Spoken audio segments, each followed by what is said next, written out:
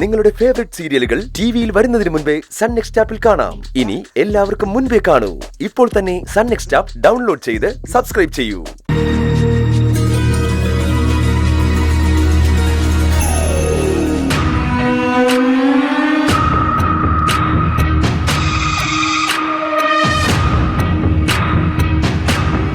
പ്രണവേ, എടാ ഒന്ന് നിന്നേ. എനിക്ക് നിന്നോട് സംസാരിക്കണം. എനിക്ക് താല്പര്യമില്ല. താല്പര്യമില്ലെന്ന് പറഞ്ഞാൽ പറ്റില്ല. ഒരു ശത്രുവായിട്ട് തന്നെ നീ എന്നെ കണ്ടോളൂ. പക്ഷെ ഞാൻ പറയുന്നത് നീ കേട്ടേ പറ്റൂ. ഞാൻ ആരെയും ശത്രുവായിട്ട് കണ്ടിട്ടില്ല. എന്നെ ശത്രുവായിട്ട് കണ്ട് എന്റെ ജീവിതം നശിപ്പിക്കാൻ നോക്കിയത് നിങ്ങളുടെ ഭാര്യയും കൂടെ ചേർന്നിട്ടാ. നീ എന്താണ് ഇങ്ങനെയൊക്കെ പറയുന്നത്? പിന്നല്ലാതെ ഞാനൊരു അബദ്ധം കാണിച്ചു. ശിവാനിയെ വിവാഹം കഴിച്ചു, സത്യമാണ്. പക്ഷെ അവളെ തനി സ്വരൂപം അറിഞ്ഞപ്പോ തന്നെ ഞാൻ അവളെ എന്നേക്കുമായിട്ട് എന്റെ ജീവിതത്തിൽ നിന്ന് ഒഴിവാക്കിയതല്ലേ. ആ അവളെ നിങ്ങൾ രണ്ടുപേരും കൂടെ ചേർന്നിട്ടല്ലേ വീണ്ടും എന്റെ ജീവിതത്തിലേക്ക് കൊണ്ടുവന്ന് കെട്ടിവെക്കാൻ നോക്കിയത്. എടാ പ്രണവേ, പ്ലീസ് എന്നെ ഒന്ന് മനസ്സിലാക്ക് നീ. എടാ, ഞങ്ങളെ ശിവാനി ഇങ്ങോട്ട് കൂട്ടിക്കൊണ്ടുവരാൻ ശ്രമിച്ചു എന്ന് നീ ഇപ്പൊ കുറ്റപ്പെടുത്തിയില്ലേ? ആ നീ തന്നെയല്ലേ ഇപ്പൊ ശിവാനി വിളിച്ച് ഇവിടെ കൊണ്ടുവന്ന് താമസിപ്പിക്കുന്നത്? ഞാൻ അവളെ ഇങ്ങോട്ട് കൊണ്ടുവന്നിട്ടുണ്ടെങ്കിൽ അത് എത്രയും വേഗം എന്റെ ജീവിതത്തിൽ നിന്ന് ഒഴിവാക്കാൻ വേണ്ടിയിട്ടാ.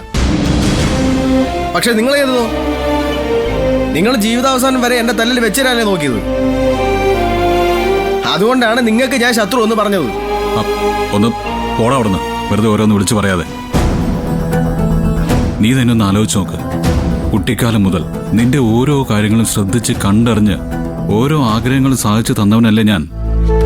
നിന്റെ വിദ്യാഭ്യാസം, അത് കഴിഞ്ഞ് ജോലി, എല്ലാം നിനക്ക് വേണ്ടിയല്ല ഞാനത് ചെയ്തതെന്ന് തോന്നുന്നുണ്ടോ നിനക്ക്? ഞാൻ നിന്റെ ലൈഫ് തിരഞ്ഞെടുക്കുന്നതിൽ മാത്രം എങ്ങനെയാണ് ശത്രുവായിട്ട് കാണുന്നത്? എനിക്ക് നിധിക്ക് അബദ്ധം പറ്റിയിട്ടില്ല എന്നൊന്നും ഞാൻ പറയുന്നില്ല. അവളെ വിശ്വസിച്ചു പോയി.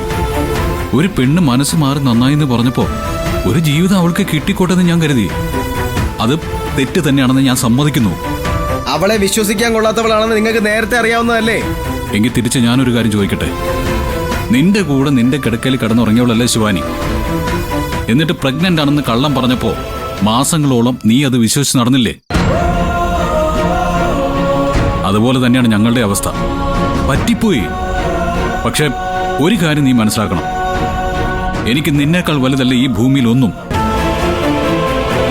പിന്നെ നീ നിധിക്കെതിരെ പറയുന്ന ഒരു ആരോപണമുണ്ട്. ശിവാനി അവളുടെ അമ്മാവന്റെ മകളായതുകൊണ്ട് അവളുടെ ജീവിതം സേഫാക്കാൻ വേണ്ടിയാണ് വീണ്ടും ഇവിടേക്ക് കൊണ്ടുവരാൻ ശ്രമിച്ചതെന്ന്. അവിടെ നീ മനസ്സിരുത്തി ഒന്ന് ആലോചിക്കണം പ്രണവേ. നീ ശിവാനിയെ വിവാഹം കഴിക്കാൻ പോകുന്നെന്ന് പറഞ്ഞപ്പോ തന്നെ അതിനെ ഏറ്റവും കൂടുതൽ എതിർത്തത് ഞാനും അമ്മയായിരുന്നില്ല, നിധിയായിരുന്നു. ശരിയല്ലേ? അമ്മാവന്റെ മകളെ സേഫാക്കാനായിരുന്നെങ്കിൽ നിധിക്കെന്ന ആ വിവാഹത്തെ എതിർക്കേണ്ട ആവശ്യമില്ലായിരുന്നു. ആലോചിച്ചു നോക്ക് നീ. ഇപ്പൊ എനിക്ക് ഒറ്റ കാര്യം നിന്നോട് പറയാനുള്ളൂ. എന്റെയും നിന്റെയും ജീവിതത്തിലെ ഏറ്റവും പ്രാധാന്യമുള്ള കാര്യം നമ്മുടെ അമ്മയുടെ സന്തോഷമായിരിക്കണം. സത്യം പറഞ്ഞ അമ്മയ്ക്ക് വേണ്ട സന്തോഷം കൊടുക്കാൻ എന്നെ കൊണ്ടോ നിന്നെ കൊണ്ടോ പറ്റുന്നില്ല. ഇല്ല, അതാണ് സത്യം. മക്കൾ രണ്ട് ധ്രുവങ്ങളിൽ നിന്നാൽ ഏതമ്മയ്ക്കാടെ സന്തോഷിക്കാൻ പറ്റുക? തുറന്നു പറയാൻ നിന്നോട് ഞാൻ, അമ്മയുടെ ഹെൽത്ത് നല്ല വീക്കാണ്. അത് അപകടം ചെയ്യും. ആ അമ്മയ്ക്ക് വേണ്ടിയെങ്കിലും നമുക്ക് ഇനിയും പണങ്ങി നടക്കാതിരുന്നൂടെ?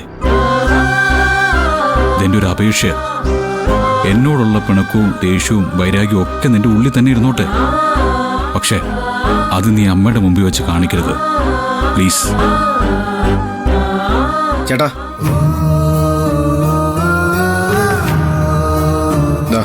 ഫോൺ മറന്നുപോയി. എടാ, നാളെ ഒരു ടെൻഡറുള്ള കാര്യം ഓർമ്മയുണ്ടോ നിനക്ക്? ആ വിഴിഞ്ഞം പ്രോജക്റ്റിന്റെ ടെൻഡർ അല്ലേ? ഞാൻ രാവിലെ അവരെ വിളിച്ചിട്ടുണ്ടായിരുന്നു. നിനക്ക് വിരോധമില്ലെങ്കിൽ രാവിലെ ഓഫീസിൽ നിന്നും ആ ടെൻഡർ റിസൾട്ട് വന്നു കഴിഞ്ഞാൽ നമുക്ക് ആ ലൊക്കേഷൻ വരുന്ന പോകണം. എഞ്ചിനീയറിംഗ് കൂട്ടാം. കൂടെ വരാൻ ബുദ്ധിമുട്ടുണ്ടോ നിനക്ക്? ഞാൻ വരാം. എങ്കിൽ പിന്നെ രാവിലെ നമുക്ക് ഒരുമിച്ച് ഇവിടെ നിന്ന് എൻ്റെ കാറിൽ പോയാലോ? പിന്നെയും അവൻ വിട്ടുകളടാ. വാ എൻ്റെ കൂടെ. വരാം. താങ്ക്സ് മോനെ.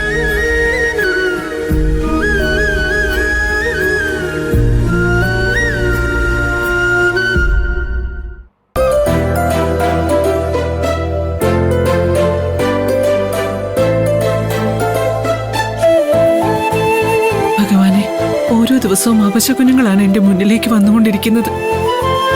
എന്റെ പ്രാർത്ഥനകളൊന്നും നീ കേൾക്കുന്നില്ല.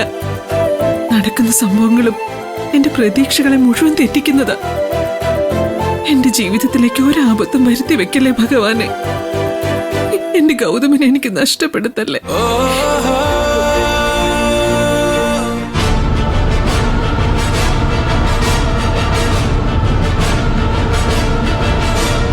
ഭഗവാനെ, എന്റെ പ്രണവിനെ നല്ലത് മാത്രം വരുത്തണേ. ഈ കുടുംബത്തിലുള്ളവർക്കെല്ലാം നന്മ മാത്രം വരുത്തണേ. 6 മാസം കഴിഞ്ഞ് ഇറങ്ങി പോവേണ്ടവളാ ഞാൻ. അതോടെ പ്രണവത്തുള്ള എന്റെ ജീവിതം അവസാനിക്കും. എങ്കിലും ഒരു പ്രാർത്ഥനയെ എനിക്കുള്ളൂ. എല്ലാ കാലവും പ്രണവ് സന്തോഷത്തോടെ ജീവിക്കണേ ഭഗവാനെ.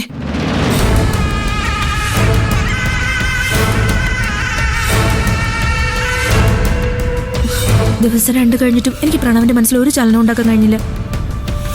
പ്രണവിനെ എന്റെ പക്ഷത്തേക്ക് തിരിക്കാനും ഈ കുടുംബം അടിച്ചു പിരിഞ്ഞ് നാനാവിധാക്കാനും എന്തെങ്കിലും ഒരു വഴി കാണിച്ചു തരണേ ഭഗവാനെ.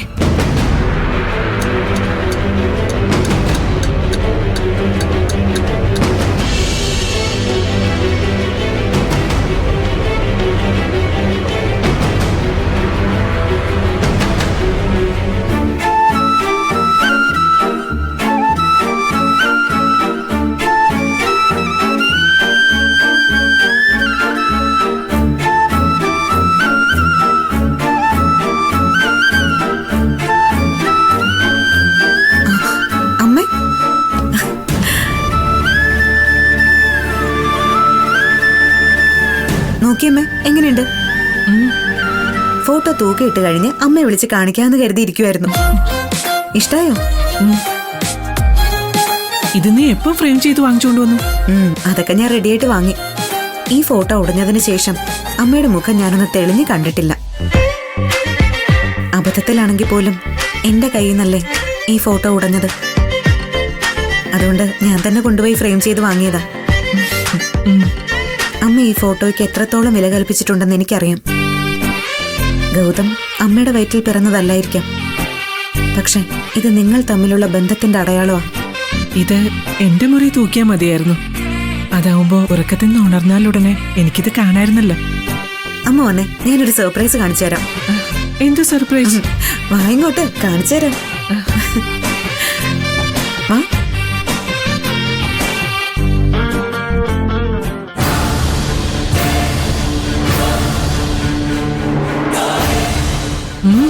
ദേ നോക്കി.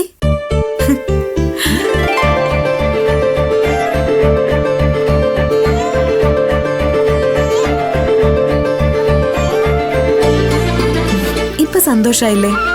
ഉറങ്ങുന്നതിന് മുൻപ് ഉണർന്നെഴുന്നേക്കുമ്പോഴും ഇനി അമ്മ ഗൗതമിനെ തന്നെ കാണും. ഈ ഫോട്ടോ നിലത്ത് വീണ് പൊട്ടിയപ്പോ എന്തോ ഒരു അപശകുനം വരുന്നു എന്നുള്ള ഭയമായിരുന്നു മോളെ എനിക്ക്.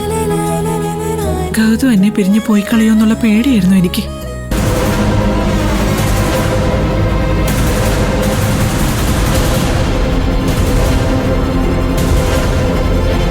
അന്ന് നീ അമ്പലത്തിൽ വന്നപ്പോ അമ്മയ്ക്ക് സുഖമില്ലാതെ പോയേക്കുന്നു എന്ന് ഗൗതം പറഞ്ഞത്.